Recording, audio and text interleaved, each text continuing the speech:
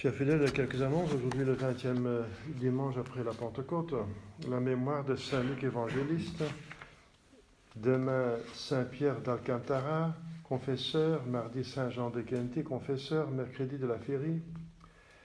Mémoire de Saint Hilarion, abbé, et de Sainte Ursule et ses compagnes vierges martyrs. Jeudi de la Férie, vendredi Saint Antoine-Marie Claret, évêque et confesseur. Samedi, Saint Raphaël, archange. Bon, Saint Raphaël est connu pour être le patron de la vie intérieure, la vie spirituelle et le confesseur. Si vous cherchez un bon confesseur, ou vous voulez prier pour votre confesseur, priez Saint Raphaël, archange, par préférence. Dimanche prochain, c'est le dernier dimanche d'octobre, donc c'est automatiquement la fête de notre Seigneur Christ Roi. Christ Roi dimanche prochain. Donc le 21e dimanche après la Pentecôte. Au nom du Père et du Fils et du Saint-Esprit, ainsi soit-il. Chers fidèles, aujourd'hui c'est un évangile qui explique la psychologie de la foi. Parce que c'est un miracle que Jésus-Christ fait. C'est comme toujours, c'est pour en but de la vie du ciel, c'est du ciel, pour amener les gens au ciel. Donc la première chose qu'il va faire, qu'on doit faire, c'est croire. C'est réparer l'incroyance, l'infidélité d'Adam et Ève, qui n'ont pas cru Dieu, que s'ils mangent de ses fruits, ils vont mourir. Ils ont cru le diable qui a dit non, tu ne vas pas mourir, mais tu seras comme Dieu, tu ne vas pas mourir. Alors, donc, ils n'ont pas cru Dieu, ils ont cru le diable, donc c'est le premier mouvement du péché, donc le premier mouvement de la rédemption, c'est la foi en Dieu et renoncer à Satan et ses œuvres. Alors, la foi, c'est un don magnifique, parce que c'est quelque chose de surnaturel. Bien sûr, on peut avoir une foi naturelle, comme dit Saint Paul dans l'Épître aux Romains, que toute personne peut savoir que Dieu existe sans le voir. On ne peut pas l'entendre, voir, donc il n'est pas... Mais indirectement, par ses œuvres. Donc on constate les œuvres de Dieu, l'univers qui existe pour commencer, et qui n'existe pas par soi-même, parce qu'il existe par hasard. Il n'a aucune nécessité d'existence en soi. Donc, nécessairement, il va exister par quelqu'un d'autre. Donc, voilà. Et ensuite, l'ordre entre tous ces règnes, du minéraux, des plantes, biologie, les animaux, l'homme, n'est-ce pas, le corps humain, tous les détails de la création, on n'en finit pas, n'est-ce pas? Et c'est des choses, par exemple, une feuille. Darwin dit qu'une seule feuille d'une plante, d'un arbre, est capable de faire perdre mon intelligence. Ça veut dire son erreur. Il aura dû suivre cette intuition. Mais tout le monde peut savoir, en contemplant, en regardant tout ce qui existe, qu'il y a un créateur. Ça veut dire quelqu'un qui n'est pas créé par un autre, mais qui a l'existence dans son essence, qui est essentiellement existence. Donc qui est existence par soi-même, et qui donne à tout le reste existence. Donc qui est le Dieu, voilà, qui a un Dieu, qui a tout créé.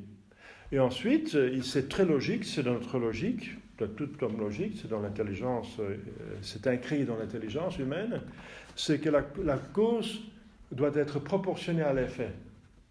Donc un univers énorme, on n'a pas encore vu la fin du macrocosme, même pas du microcosme. Donc on est entre nous, l'homme est entre deux infinités, le macrocosme et le microcosme. On est au milieu, justement, parce que l'homme, c'est le roi de la pièce maîtresse, l'œuvre, chef-d'œuvre de la création. On est entre deux infinités. Hein. On ne connaît pas la limite de macrocosme, on ne connaît pas la limite du microcosme. Hein. Voilà. Alors, donc, il faut une intelligence proportionnée, n'est-ce pas? Donc, l'œil... aucune caméra évalue l'œil humain, etc. Donc, c'est des preuves que Dieu existe. Tout le monde peut savoir. Donc ça, cette foi-là, on peut l'avoir, mais c'est une foi naturelle. Mais il y a la foi surnaturelle, n'est-ce pas, qui explique des choses qu'on ne peut pas savoir par l'intelligence, en réfléchissant et en observant, en réfléchissant. Ça veut dire les actes libres de Dieu. Il a décidé de créer l'homme par un couple, il a décidé de les destiner au ciel, et pas seulement dans un paradis terrestre. Le développement, l'épanouissement de la nature humaine ne suffisait pas pour Dieu. Il nous a destiné un plus grand bonheur, c'est participer au bonheur divin. Donc c'est une décision libre, et Dieu n'était pas obligé de le faire, au contraire. C'est une bonté extraordinaire. Donc toutes ces décisions libres, on ne peut pas savoir. Qu'on est destiné pour le ciel, et pas pour un paradis terrestre, mais pour un paradis céleste. Qu'après la chute, après le refus d'Adam, que Adam et Ève ont chuté, ont péché, on ne peut pas savoir. Par la science, on ne peut pas savoir, sauf s'il y a encore une tradition qui se transmet. On trouve encore des traces dans toutes les religions du proto-évangile, mais c'est très vague. Alors, c'est très confus. Alors, ensuite, que Dieu a décidé que la rédemption se fasse, qu'il y a une chance donnée à tout homme pour aller au ciel, une possibilité d'aller au ciel quand même, par le Fils, donc la deuxième personne de la Sainte Trinité, qui va s'incarner. C'est une décision libre en Dieu, on ne peut pas savoir, il faut être révélé. Que Dieu est trine, existe en trois personnes, on ne peut pas savoir. C'est l'intimité de Dieu, c'est au-dessus de nous, on ne peut pas entrer dans l'intimité de Dieu, on ne peut pas connaître son esprit. On peut savoir par déduction, induction, comment est Dieu, qu'il est infiniment intelligent, invisible, etc., qu'il n'est pas matière, et comme je vous dis, qu'il est être en soi, qu'il a toutes les perfections. Ça, on peut prouver scientifiquement. Aristote l'a fait. Mais tout le reste, qu'il y a trois personnes, donc l'intimité de Dieu et toutes les décisions qu'il a prises pour venir, pour se faire un peuple élu, le préparer 2000 ans avant de venir dans ce peuple, et que ce peuple était destiné pas seulement de reproduire le Messie, mais aussi de régner avec lui les places d'honneur. Les apôtres sont tous des juifs, ils ont les places d'honneur. Ça, on ne peut pas le savoir sans révélation. Et qu'il a institué une église qui doit fonctionner avec 7 sacrements, etc., avec les 10 commandements en détail, la liturgie, on ne peut pas savoir. Donc tout ça, il faut une révélation. Alors la révélation, donc, a été faite, n'est-ce pas, par Dieu, par préférence indirectement, parce que Dieu, encore par bonté, préfère par communiquer avec l'homme et gérer les créatures par des causes intermédiaires, n'est-ce pas? Les anges, pour gérer la providence, gèrent l'univers. Mais aussi pour la rédemption, organiser la rédemption. Donc, par exemple, nous avons tous un ange gardien. Et donc la révélation, c'est aussi fait par préférence, par des intermédiaires, par Moïse pour commencer. La Bible a été écrite, les 5 premiers livres, par Moïse. Et par les prophètes, le livre d'Isaïe a été écrit par Isaïe, le livre de Jérémie a été écrit par Jérémie et son secrétaire Baruch, etc. Donc, il y a plusieurs écrivains dans l'Écriture sainte, et vous savez maintenant, bien sûr, on va fêter Saint Luc, donc c'est un des 4 évangélistes, donc par des intermédiaires.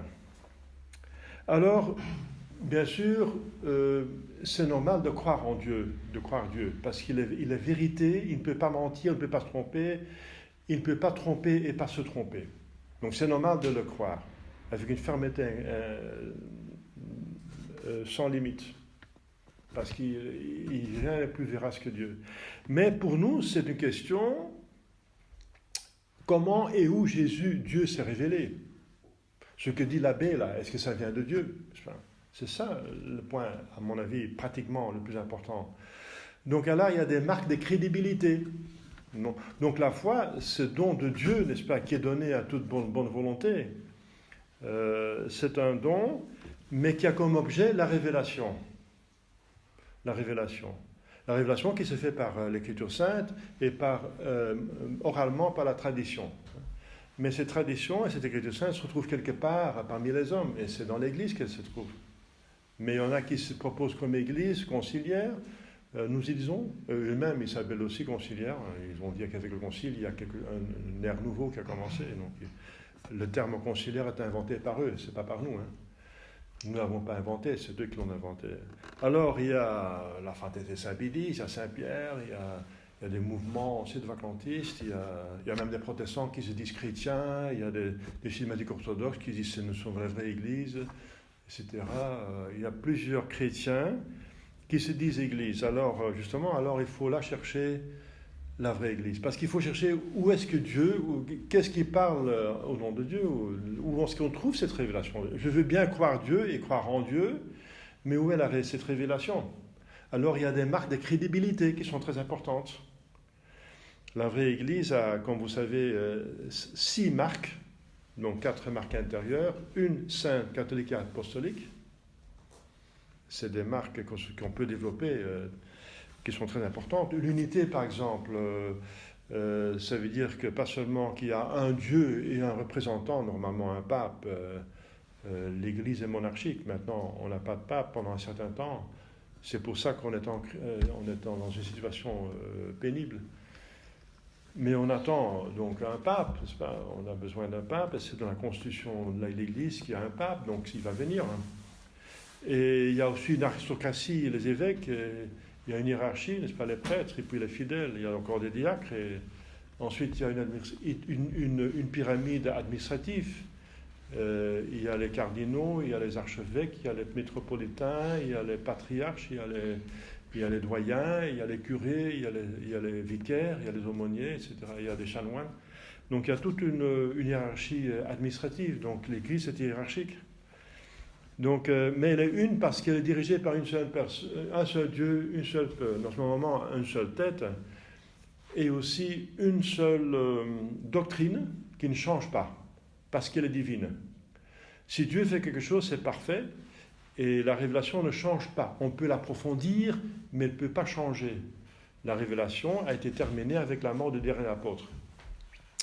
Donc voilà, donc il y a une doctrine, il y a une liturgie, il y a une morale qui ne peut pas changer, et Jésus l'a dit lui-même, plutôt le ciel et la terre vont changer, vont disparaître, mais il n'y a pas un seul point, une iota, de la loi qui va changer.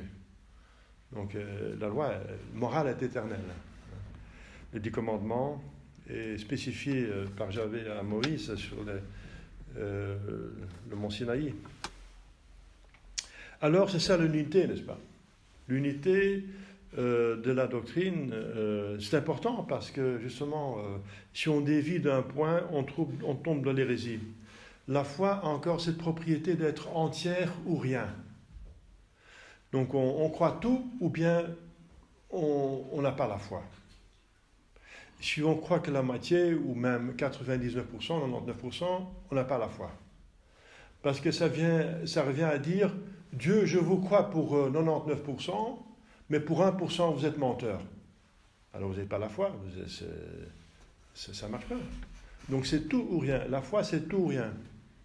Et il faut faire attention parce que le diable, il va jouer sur ça, n'est-ce pas? Il va dire, oui, mais là, vous voyez, ils sont quand même plus ou moins en ordre, il ne faut pas être trop exigeant, c'est la crise, c'est difficile partout, ils acceptent Vatican II, il y a des erreurs dedans, mais ce n'est pas très grave. Voilà, situation de Saint-Pierre. Alors, c'est très important de savoir cela. Donc il y a des marques de crédibilité, donc l'unité de l'Église, une sainte, oui je ne vais pas développer ça, c'est un catéchisme, ça va durer longtemps, mais c'est quand même important. Hein. La sainteté, l'Église sera toujours sainte, ça veut dire elle va toujours tenir toute la morale. Dès qu'un abbé, un évêque, quelqu'un va approuver, va ne pas réagir sur des péchés mortels, alors il y a une petite alarme qui va se mettre en route chez vous, hein, dans votre sensus catholicus. De dire ça c'est plus catholique ici, n'est-ce pas? On laisse passer des péchés mortels comme ça, comme si c'était rien. Alors on perd une note. Il y a une note qui commence à fanir. La sainteté. Donc on tient une doctrine qui est sainte et on tend à sa sainteté et l'Église va toujours donner des fruits de sainteté. Pas tout le monde va être saint, malheureusement, mais il y a des fruits de sainteté quand même, n'est-ce pas? Et la tête est sainte, la doctrine est sainte, les sacrements sont saints, sont des porteurs de sainteté. Donc la sainteté, c'est le but de l'Église.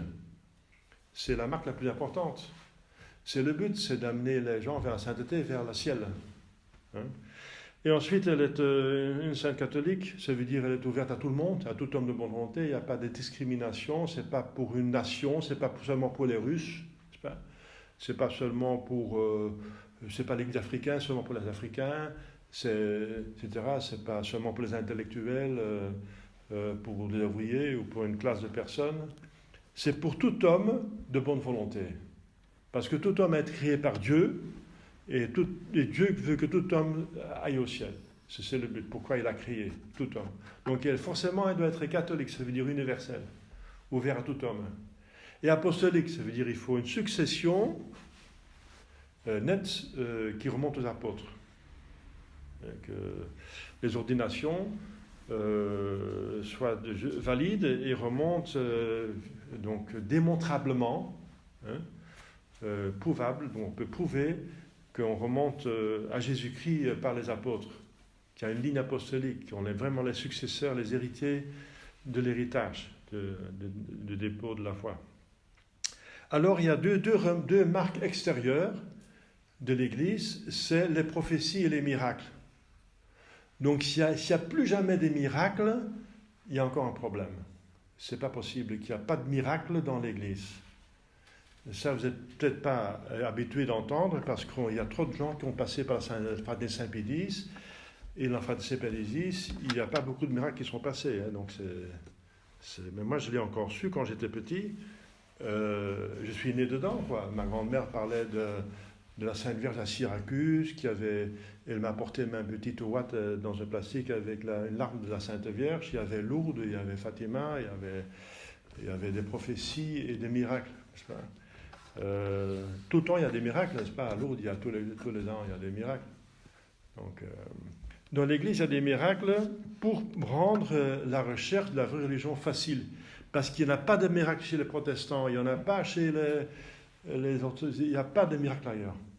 Il n'y a pas de miracle. C'est vraiment très important parce que Jésus lui-même, il prouve sa mission par des miracles. Il va dire que si vous ne me croyez pas à moi-même, croyez-moi au moins pour mes œuvres, pour les miracles. Et les prophéties. Voilà. Donc, alors il faut regarder, il faut tenir ça, n'est-ce pas? La foi, c'est une créature la plus belle, finalement. C'est une des créatures les plus nobles. Parce que c'est la créature qui nous unit à Dieu. Qui nous ouvre le royaume,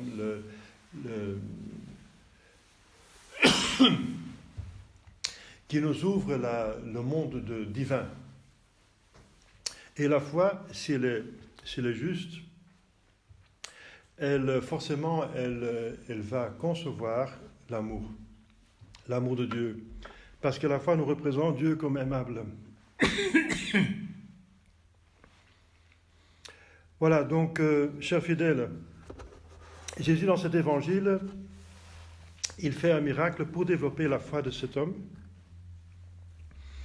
qui a entendu d'un bienfaiteur, d'un thaumaturge, et qui veut tout faire pour son fils, et il demande de venir, et Jésus va augmenter sa foi en disant, il n'y a pas besoin que je vienne. Ton fils, il est guéri. Et alors, il va croire. Il ne va pas seulement croire que Jésus peut le guérir, mais il va croire effectivement qu'il est Dieu, parce que ce Dieu est partout. Jésus était là déjà, c'est son Fils, mais pas en tant qu'homme, mais en tant que Dieu. Donc Jésus, avec ses miracles, justement, il veut renforcer notre foi. Voilà. Alors, la foi, c'est la vertu pas la plus importante. La plus importante, c'est l'amour de Dieu. C'est elle qui va décider de notre entrée dans le ciel et qui va décider notre place dans le ciel. Mais l'amour de Dieu n'existe pas sans la foi. Parce que la foi nous représente Dieu comme aimable. Et il dit qu'il nous propose le ciel. Et il nous raconte les bienfaits de Dieu qui rend justement Dieu infiniment aimable. Donc c'est dans la foi qu'on aime Dieu, et la foi doit porter à l'amour. La foi doit porter à l'amour, sinon c'est une foi du diable. Le diable a aussi la foi dans ce sens qu'il ne voit pas Dieu, mais qui sait tout de Dieu, mais il ne fait pas sa volonté. Donc, si la foi ne porte pas à l'amour de Dieu, c'est une foi du diable. Mais s'il porte à l'amour de Dieu, c'est magnifique, n'est-ce pas? C'est un don très important, même le don le plus important que nous avons, c'est la racine de notre vie surnaturelle. Sans la foi, il n'y a pas de religion catholique. Voilà, chers fidèles, demandons à Dieu de garder notre foi et de la garder entièrement. Demandons la Sainte Vierge, gardienne de la foi, n'est-ce pas, de nous garder dans la foi, dans la vie surnaturelle, dans l'amour de Dieu. Au nom du Père et du Fils et du Saint-Esprit, ainsi soit-il.